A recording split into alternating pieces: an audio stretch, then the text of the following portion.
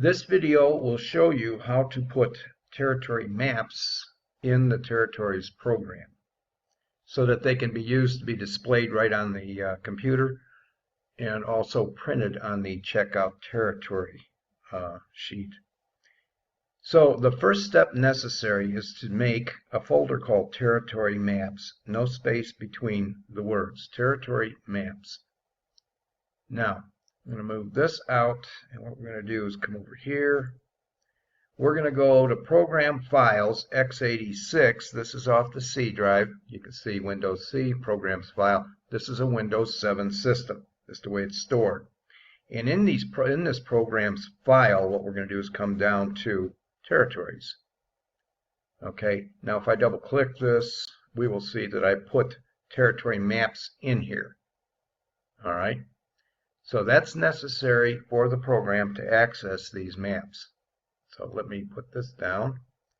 Now, let's get Google Maps here. And what we have is we're going to make a territory, but what I'm not going to do is get into the details of roads and everything else. I just want to show you how it's done to make an area that's part of a map. Now, I have a program called Screen Hunter. Let me get that activated here.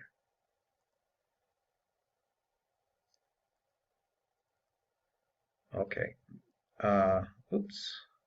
Now, this program is a commercial program, Screen Hunter. I bought it. They also have a free version, I believe. And that's why I'm showing you this. It's a free version, too. You might want to look it up and experiment with it.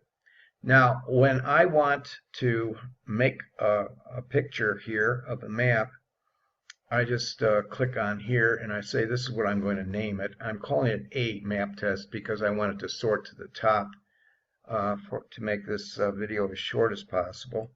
And then all I do is say standby. And now, when it's in standby, I can do an F6 and take a picture of anything I want in here. Okay, and you can see while I'm moving this thing that there are numbers in that window, that square window or that cross window there.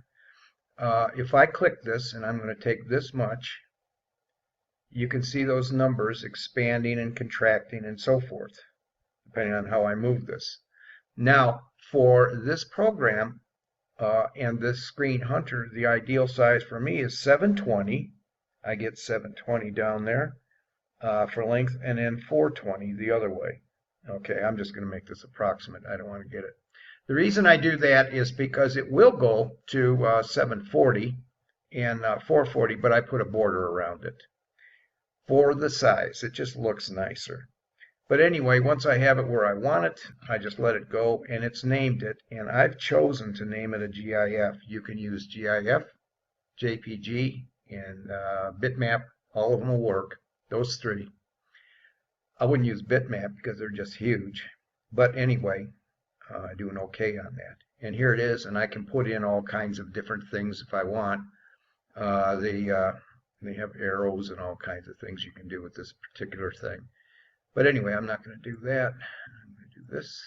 Now I have one particular territory map. Again, you can use the yellow maps you have on the cards. Scan them in, make sure you name that file the same as the territory. Now the extension won't be the same. Okay, the extension can be GIF, JPG, or bitmap, and that won't match the program territory name because there's no extension on that.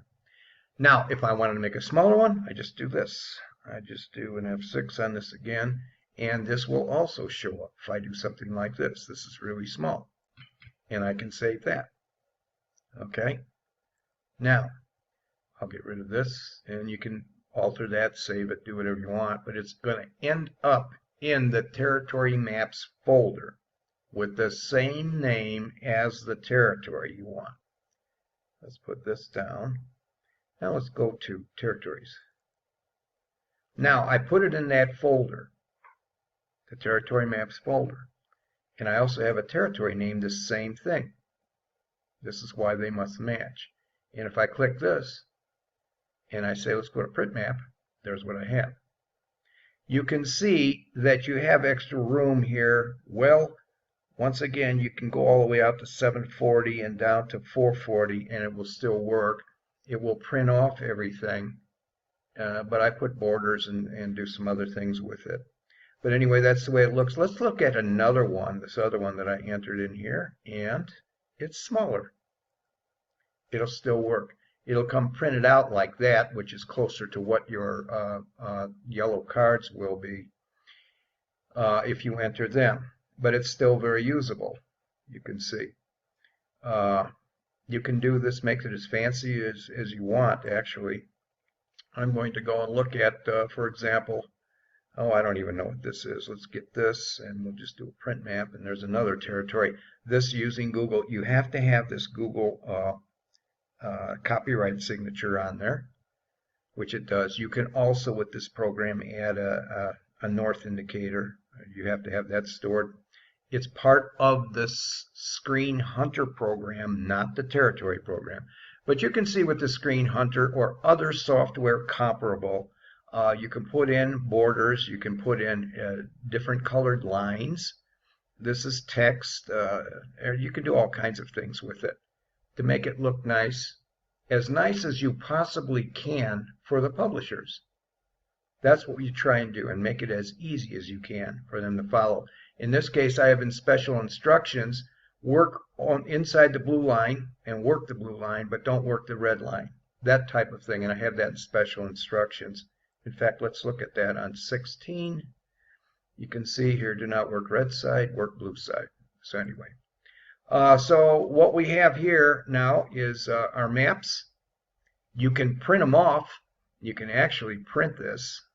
I'm not going to do that. And you can have it any size you want. If you make it too big, it will still appear on there, but some of it will be cropped. And so you can experiment with it. I would suggest you get Screen Hunter someplace, look for a free version of it. I mean, it is free, it's all legal. And see what you can do with it. You can also load all of your yellow cards and use those initially and then replace them. You can always replace these maps. You can start it out that way and then replace them as you become more familiar with some software product you might get. So we start out this way and we end that way, and we're done.